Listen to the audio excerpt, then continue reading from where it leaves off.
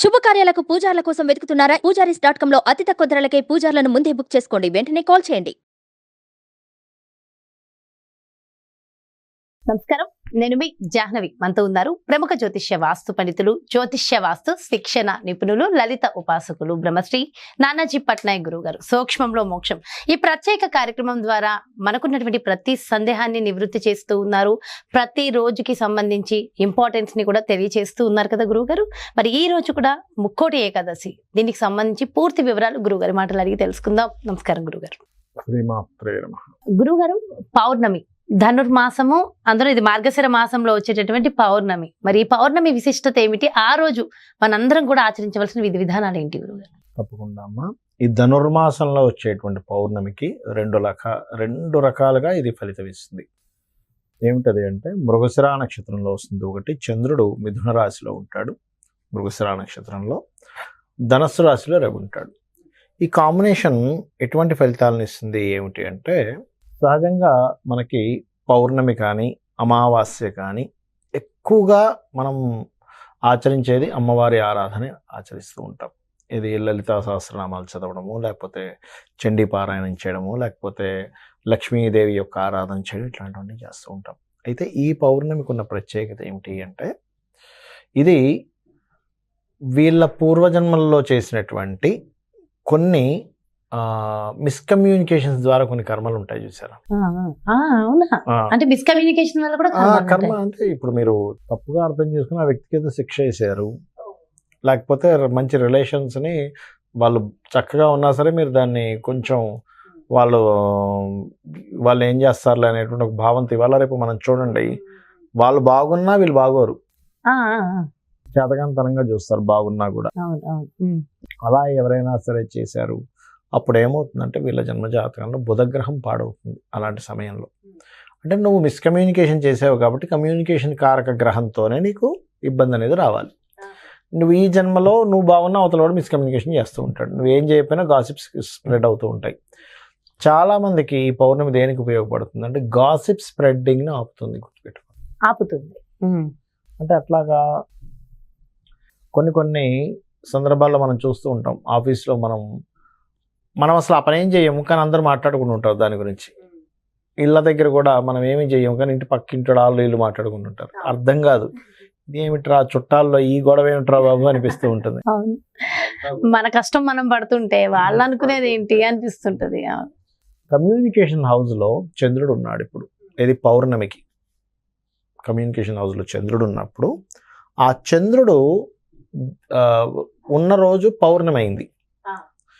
పౌర్ణమి రోజు, ఈ పౌర్ణమికి కనుక పర్టికులర్గా ఎలాగో మనకి ఈ యొక్క మార్గశిర మాసం అవుతుంది కాబట్టి, ఉదయం పూట నిద్ర లేచిన వెంటనే ఉదయం పూట విష్ణు సహస్రనామాలు చేసుకొని, సాయంత్ర సమయంలో ఏది చీకటి పడ్డ తర్వాత చనివిడి నైవేద్యంగా పెట్టి, పాల గ్లాసు, చనివిడి, అరటిపళ్ళు, ఆకు, ఒక్క, గుర్తుపెట్టుకోండి, పసుపు, కుంకుమ అవన్నీ అందులో ఉండాలి. ఇంత గిన్నె తీసుకొని, మా నాన్నమ్మ చేసేది చిన్నప్పుడు పౌర్ణమికి, అందుకే నాకు అది గుర్తుంది. నాకు గుర్తుంది. అందుకే చిన్నగా ఉన్నప్పుడు మా నాన్నమ్మ ఎంత అంటే అసలు ఆ కలర్ మనం అంత బంగారంలా మెరుస్తారండి. మా నాన్నమ్మ ఉండడం చనివిడి చేసేది, ఇంత చేసేది, ఇంత చేసి అప్పట్లో వెండి పళ్ళెంలో పెట్టేవారు. ఇప్పుడంటే కొంచెం మనకి ఇది మారిపోయింది. చేసి అందులో ఆకు, ఒక్క, అరటిపళ్ళు, అదేవిధంగా ఆకు, ఒక్క, తమలపాకులు ఇవన్నీ పెట్టి, తాంబూలంలాగా అన్నీ పెట్టి చంద్రుడిని చూస్తూ, అప్పుడన్నీ మనకి ఇప్పుడంటే అపార్ట్మెంట్స్ ఎక్కువ పెరిగిపోయాయి, కానీ అప్పుడన్నీ ఇండివిజువల్ హౌసెస్ ఎక్కువ కదా, డాబా మీదకి తీసుకెళ్ళి పెట్టేవారు. పెట్టి లలితా సహస్రనామాలు కానీ, లేకపోతే అమ్మవారికి సంబంధించినటువంటి స్తోత్రాలు ఏవైనా సరే, లక్ష్మీ స్తోత్రాలు కానీ చదివేవారు.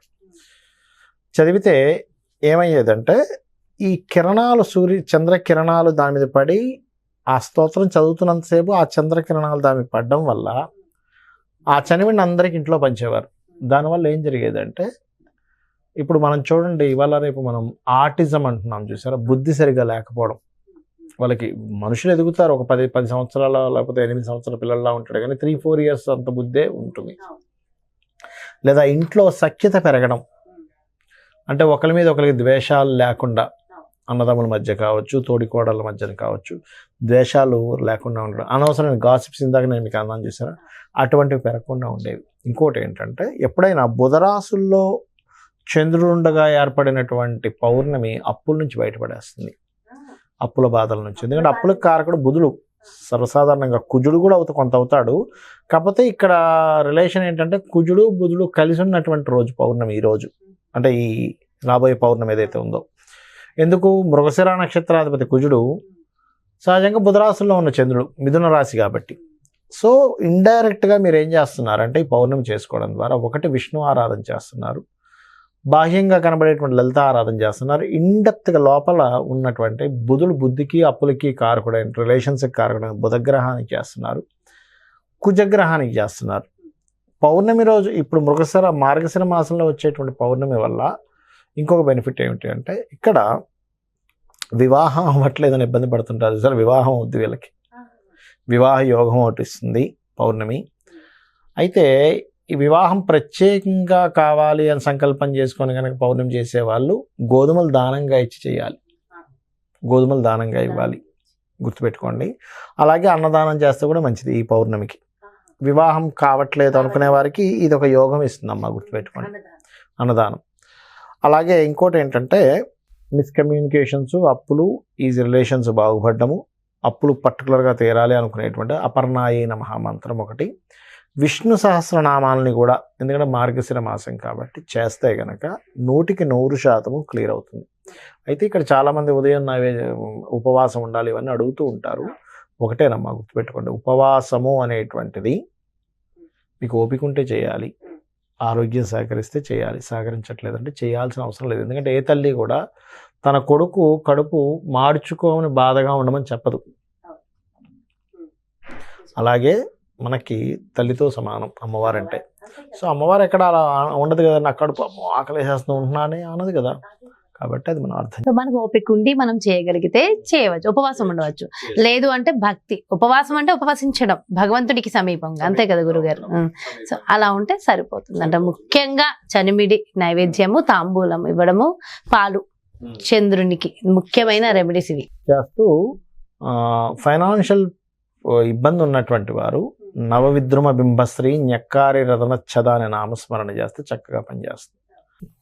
చాలా చాలా చాలా చక్కగా వివరించారు గురుగారు, అందరికీ కూడా డీటెయిల్ ఇన్ఫర్మేషన్ ఇచ్చారు. థ్యాంక్ యూ సో మచ్ గురుగారు, నమస్కారం. శ్రీమాత్రే నమః.